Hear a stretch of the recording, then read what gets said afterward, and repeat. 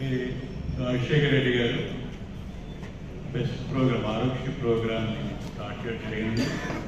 దానిలో చాలామంది ఇల్లు గొడ్డు గోదాము కూడా మానేసి కార్పొరేట్ వైద్యాన్ని ఒక పైసా ఖర్చు లేకుండా కార్పొరేట్ హాస్పిటల్ జరుగుతుంది వాళ్ళు కూడా.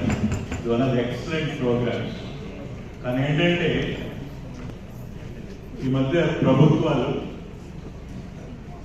దానికి సరైన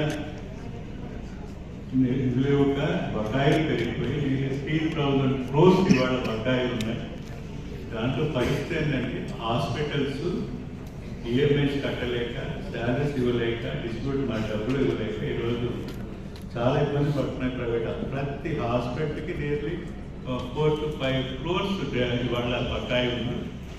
ఈరోజు సమస్య ఇది యాక్చువల్ ప్రజా సమస్య. ఎందుకంటే హాస్పిటల్ స్కీమ్ను వదులుకుంటే కన్నా నష్టపోయేది మామూలు